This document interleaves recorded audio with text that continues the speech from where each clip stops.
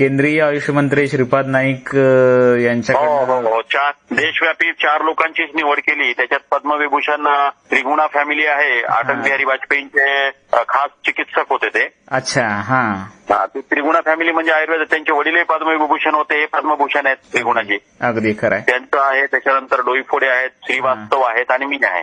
अगदी अगदी अगदी 4च लोकांची देशव्यापी निवड आहे. हो ना. तर आयुर्वेदाला संधी मिळाली. आयुर्वेद चांगल्या पद्धतीनं दिल्लीमध्ये हे करू. होय ना. आता मी एवढ्यासाठी फोन केलाय की आकाशवाणीवर तुमची 1 मिनिटाची बाईट मला हवी आहे. देतो ना. तर मी सर्वप्रथम तुमचं आकाशवाणी परिवाराच्या वतीने आणि सर्व श्रोत्यांच्या वतीने आणि सोलापूरकरांच्या वतीने मनपूर्वक हार्दिक अभिनंदन करतो. धन्यवाद. मी सर्वप्रथम तुमचं मनपूर्वक हार्दिक अभिनंदन करतो. धन्यवाद. आयुर्वेद शास्त्रातील आपल्या योगदानाबद्दल नुकतीच भारत सरकारच्या आयुष मंत्रालयामार्फत 4 आयुर्वेद तज्ञांच्या टीममध्ये आपला समावेश झालाय. त्याबद्दल आपल्या प्रतिक्रिया. कार्याची दखल घेतली गेली आणि आयुर्वेदाच्या माध्यमातून आजपर्यंत हजारो पेशंटवरती, रुग्णांवरती जे यशस्वी उपचार केले. खरंय.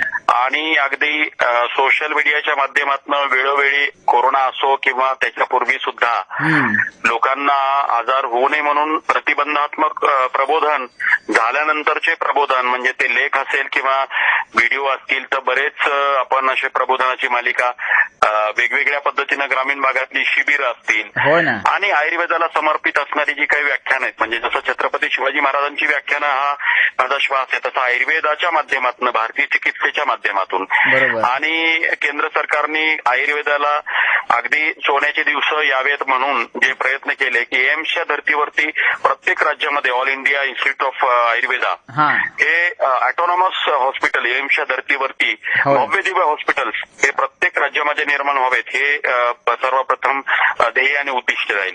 आणि महाराष्ट्रात अशा पद्धतीचं हॉस्पिटल एम्सच्या धर्तीवरती निर्माण होण्यासाठी जी काही लागेल ते निश्चितपणे पाठपुरावा दिल्लीच्या त्या दरबारी केला जाईल. आणि देशव्यापी आयुर्वेदाची धोरणात्मक निर्णय घेत असताना अनेक आजारांवरती आयुर्वेद ॲलोपॅथीसारखा कसा एक प्रभावी ठरू शकतो की निश्चितपणे धोरणात्मक निर्णयामध्ये आयुर्वेदाचा वेळोवेळी समावेश करण्यात आपण पाठपुरावा करू आणि आयुर्वेदाच्या या ऋणातून उतराई होण्याचा प्रयत्न सोलापूरचा भूमिपुत्र म्हणून दिल्लीमध्ये निश्चितपणे करेल. नक्कीच सर, नक्कीच. आपल्या पुढील कारकिर्दीस आकाशवाणी परिवार, समस्त सोलापूरकर आणि रसिक श्रोत्यांच्या वतीने आम्ही मनपूर्वक हार्दिक शुभेच्छा देतोय. धन्यवाद. हा सर, हे बाईट झालं बरं का. आता मला 1 मिनिटाचं बोलायचं. खूप छान निवड झाली. पुन्हा एकदा आम्हाला खूप बरं वाटलं. म्हणजे एक बातमीच वेगळी येऊन गेली हो आम्हाला. नाही, मला ही अपेक्षा नव्हती बरं का. म्हणजे मी कसा निर्मोही माणूस आहे. मिळालं ते फार अगदी हुरळून न जाणारा, नाही मिळालं तरी ओके काम करत राहायचं. होय ना. आयुष्यामध्ये काय असते बाकी. आणि नेमकं ते अगोदर बाईट बघितली होती तुमची ती परवा टाकलेली आणि एवढं सुंदर तुम्ही मांडलेलं होतं ना. आणि आज ती बातमी येते. मी न राहून तुम्हाला फोन केलाच आणि शिंदे साहेबांनी म्हटलं उद्या पाहिजे सर मला ही बातमी. म्हटलं आणि आपल्याकडे इतिहास आणि आयुर्वेदाची सांगड त्या बातमीमध्ये होती. आक्रमणकर्त्याच्या खानाखुणा पुसूया. कोविड होऊन गेला ठीक आहे, पण कसं आहे आता टीबी 20 वर्षापूर्वी झाला. तुम्ही टीबीचा उपचार जरी घेतला आणि 20 वर्षांनी एक्सरे काढला तरी पण त्याच्यात दिसतात ना खानाखुणा. डॉक्टर विचारतो तुम्हाला 20 वर्षापूर्वी टीबी झाला होता का. म्हणजे एखादा ऑर्गॅनिझम आक्रमण करून गेला असेल तर त्याच्या पुसट खुणा असतात, त्या पण पुसल्या पाहिजेत. याला पोस्ट कोविड मॅनेजमेंट म्हणतात. आणि आयुर्वेदात सर्वोत्कृष्ट आहे. ॲलोपॅथीमध्ये अजून यालाच उपचार नाही तर पोस्ट कोविडचा तर विषय थोडा.